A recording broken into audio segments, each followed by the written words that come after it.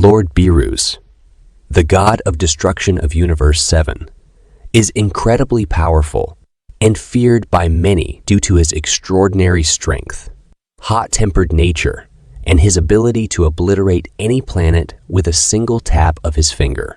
Someone with such power should rightfully be respected and treated with utmost reverence to prevent his anger from erupting.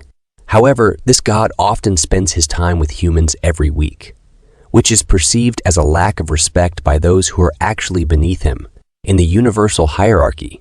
Sometimes, this disrespect is unintentional, but there are also moments when Beerus' status is blatantly ignored by both humans and other deities.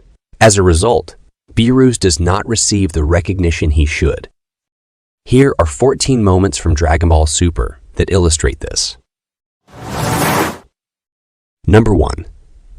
Let's start with the beginning of the Beerus saga, which depicts the god waking from his slumber in search of a feast prepared by an unnamed planet. However, the planet's inhabitants ultimately find half of their world destroyed by Beerus' destructive power. Why did he do it? It turns out that Beerus' role as the god of destruction is to, as the name implies, destroy. However, it doesn't necessarily mean he is evil. His duty is to eliminate planets inhabited by wicked aliens or the like, but he tends to broaden the definition of wicked individuals when destroying a planet, and the planet that had prepared a feast for him is a perfect example. There might have been some wicked people on that planet, but Beerus destroyed only half of it because the food they served was too greasy for his liking, and by offering such food, they were seen as insulting him. Thus, Beerus' actions reflect more on his lack of appreciation for others, as he acts like a sulking child. The cooks should have prepared the best dishes for a guest of his magnitude. Number 2. In the future, Trunks' saga of Dragon Ball Super, we learn that time travel is a severe violation of the law of the gods.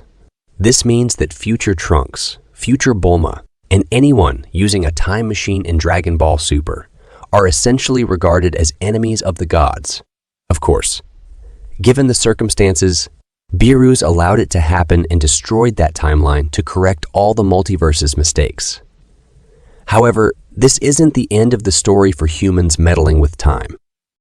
Specifically, Bulma continues to work on the remaining time machine in an effort to understand what her future self built and learn to manipulate time in the same way. And since all of this is done openly in front of the gods, it's quite disrespectful to Beerus. Despite this, Bulma persists in her efforts to develop time travel, even knowing that it violates the laws of the gods and will trigger Beerus' anger. Beerus doesn't harm Bulma as a result of this, but he destroys the rare components needed by Bulma to complete the time machine. Certainly, Bulma is only trying to expand her knowledge in the field of science and doesn't have malicious intent, but this is the consequence of not respecting the rules of time travel. Number 3. Next, there is a moment that actually predates the events of the original Dragon Ball series. This is, of course, about how the Elder Supreme Kai eventually became trapped in the Z-Sword.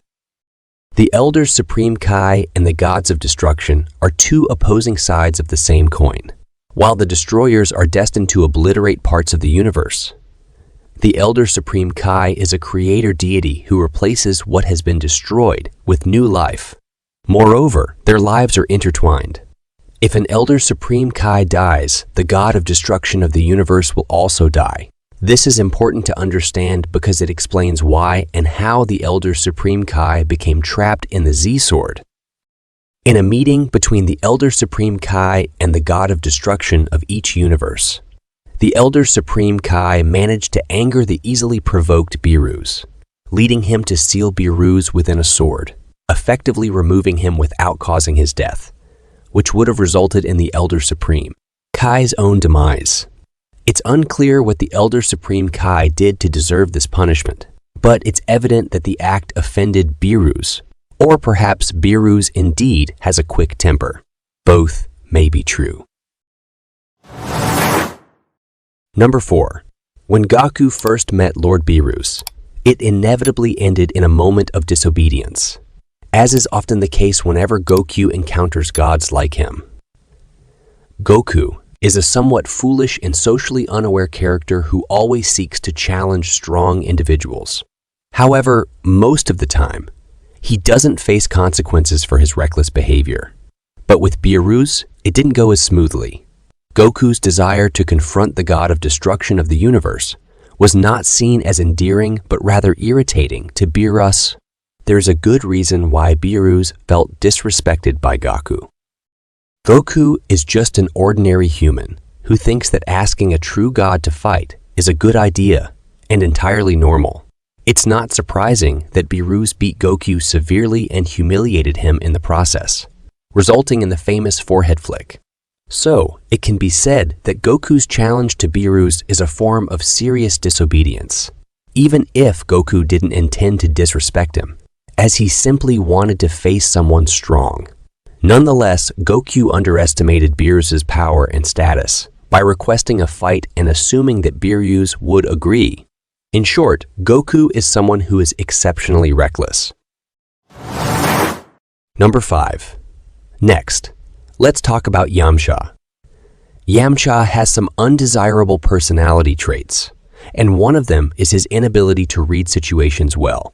Before this incident of Yamcha's foolishness, there's another example where Yamcha nearly brought about the destruction of the earth after Beerus came to Bulma's party. The god of destruction began mingling with the people of Earth, including Yamcha. However, this long-haired individual almost made Beerus angry and nearly caused the Earth's destruction because he was overly friendly and familiar, even touching Beerus' shoulder. Such overly friendly actions clearly did not show proper respect to Beerus and could have triggered the wrath of the god of destruction if Vegeta hadn't intervened to pacify the deity's anger. Number 6. Let's go back to a time before the events of Dragon Ball, before Beerus came to Earth, before he entered his long slumber. At that time, there was an interaction between Beerus and King Vegeta, an interaction that didn't go well. This moment is a flashback recounted by Vegeta, who recognized Beerus when the god came to Earth as the god of destruction who had tormented his father. However, in reality, King Vegeta got what he deserved for trying to deceive and thus disrespect the god of destruction. The story goes like this. Beerus employed a group of Saiyan soldiers to find the most comfortable pillow in the universe, and they succeeded in finding it. However, the Saiyans decided to keep it for themselves and gave the second most comfortable pillow in the universe to the god of destruction, hoping he wouldn't notice. This was a blatantly disrespectful act, but what's noteworthy is that King Vegeta attempted to manipulate Beerus. Of course, this action earned a fitting response from the god of destruction. It was truly an act of great disrespect towards Beerus. King Vegeta received retribution in a painful manner. King Vegeta should have known well that trying to ignore the god of destruction was an unwise course of action. Number 7. After the first time, Bulma showcased what she could do to Beerus. She made sure not to annoy the god again.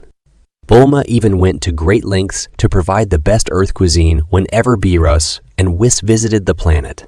As a result, Beerus became more tolerant of the level of respect he demanded from the people of Earth, especially from Bulma. However, he still displayed a lack of politeness toward the Z-Fighters and their friends. Another instance where Beerus felt disrespected was when Bulma proposed the idea of summoning Shenron to inquire about the last Super Dragon Ball's location. Beerus gave her a backhanded compliment, saying she wasn't like the useless women he had always thought her to be. Of course, Bulma responded by slapping him on the head. Nevertheless, Bulma immediately humbled herself, knowing the consequences of hurting or disrespecting the god of destruction. Fortunately, Beerus let it slide because Bulma had a good idea, and perhaps his power prevented the slap from harming him. Nevertheless, Bulma's action of slapping Beerus was a highly disrespectful move, given his status as a deity. Number 8. One of the most memorable parts of the Beerus saga is when Vegeta erupts in Super Saiyan rage after Beerus slaps Bulma. Vegeta's anger is incredibly powerful and serves as an outstanding character moment, demonstrating his deep feelings for his wife. But what led to Beerus slapping Bulma? How did this incident occur? In reality, it was Beerus' own disrespectful behavior that led to this action. As explained earlier, Beerus was a terrible party guest, and his overall conduct was very unpleasant. Bulma rightfully stood her ground and slapped him, giving him a well-deserved reprimand. However, Bulma was unaware of his status as the god of destruction, which meant she didn't realize that her entirely justified reprimand inadvertently offended him, at least in terms of hierarchy. Once again, Beerus fully deserved the slap for his misbehavior. However, Beerus retaliated with a brutal counter-slap, which caused Vegeta to become furious and transform into a Super Saiyan. This scene shifted the tone of the saga to a highly perilous situation. It must be reiterated that Bulma was entirely within her rights to slap Beerus, but it still constituted an act of disobedience. Number 9. As if it weren't bad enough that Goku challenged the god of destruction when he finally got the chance to fight him for the second time, it led to even worse acts of disobedience. After gaining the power of Super Saiyan God through a special ritual, Goku not only had the ability to directly confront Beerus, but also achieved the form that Beerus had dreamed of fighting. With both of these powers, Goku was able to prevent Beerus from destroying the Earth.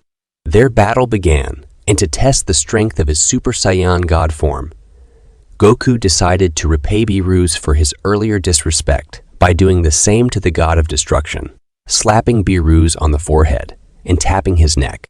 These were actions clearly lacking in courtesy during the fight, but it didn't end there. After these somewhat childish antics, the fight escalated into more disrespectful actions. Goku bit Beerus' tail and yelled in his ear. Yes, it's safe to say that these were not proud moments for these characters. Therefore, the forehead slap and neck tap were some of the most disrespectful actions Goku ever took against Beerus. Number 10. One of the things that keeps Beerus content and prevents him from destroying everything that annoys him is food, especially delicious food. We can see that the god of destruction almost always enjoys food at every opportunity, and it's the reason he continues to spare Earth, because its cuisine is too delectable to destroy. On the other hand, Beerus is also quite easy to anger when it comes to food matters. For instance, when Goku and Vegeta were training on Whis' planet, they accidentally consumed all the pizza that had been prepared for Beerus. When Beerus requested more pizza than originally provided, he instead found empty pizza boxes, which infuriated him. While Goku and Vegeta needed food to survive in that dimension, consuming Beerus' food was certainly a rude action and verged on disobedience to someone who values food as much as he does. Number 11.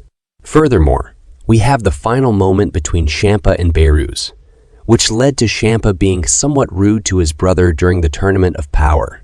Each time a participant from a universe was eliminated, that universe would be erased from existence. Only the last universe standing would survive. And despite their efforts, Universe 6 couldn't make it to the end. The last members of their universe to be eliminated were a pair of Namekians, and their defeat marked the erasure of Universe 6 by Zeno. Beerus watched as his brother was almost erased, and instead of bidding farewell with sentiment or apologizing for his past behavior, Champa used his last moments to be extremely disrespectful. While it might be Champa's typical demeanor, it didn't make it any less rude that he stuck out his tongue at his brother during their final moments. Beerus appeared to be genuinely sad about the whole ordeal, possibly truly mourning his brother. But he might also be a little angry at Champa for being disrespectful towards them. Number 12. As previously mentioned, Beerus' relationship with the people on Earth has become much more relaxed than when he first visited the planet. Instead of wanting to destroy Earth, he often visits and enjoys the delicious food offered by its inhabitants. This shows that despite being the god of destruction of the universe, he can also be more tolerant and easygoing, especially in his relationship with Earth's humans.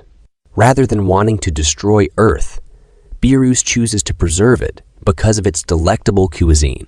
However, in Dragon Ball Super, Broly, we find that Beerus's laid-back attitude toward Earth and its inhabitants has reached an even more extreme level. This can be seen when Goku and Vegeta were training on Bulma's new private island.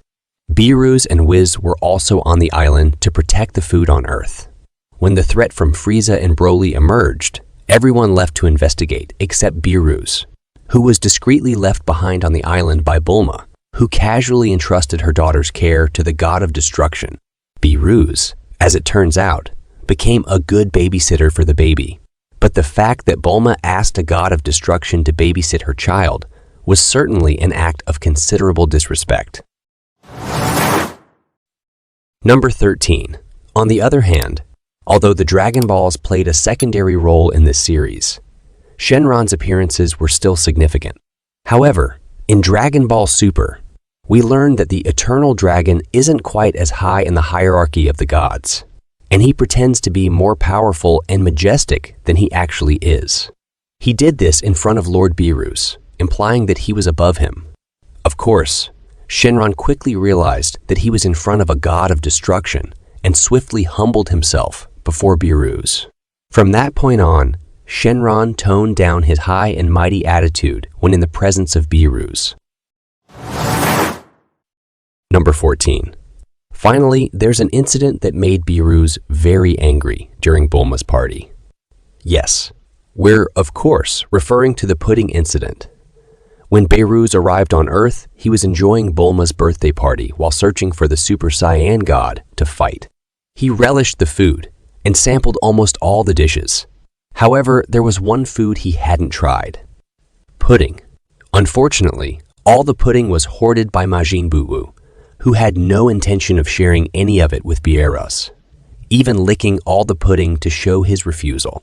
This made Beerus furious and triggered his wrath, transforming his character from a friendly party guest into an antagonist seeking vengeance for being denied pudding.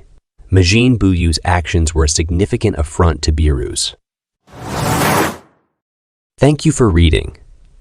All the moments when Beerus didn't receive respect are indeed fascinating to observe. Each moment carries a different nuance and showcases diverse aspects of Beerus's character. Everyone likely has their favorites. For us, one of the favorite moments is when Beerus got slapped on the forehead by Goku. This moment illustrates how impulsive and disrespectful Goku initially was, which eventually led to a recognized mistake. Goku's act of slapping the god of destruction, who is actually stronger than him, was a bold, intense moment. Don't forget to share your favorite moments in the comments below. Also, be sure to watch the video on 14 moments when Beerus wasn't treated with respect. Dragon Ball Super.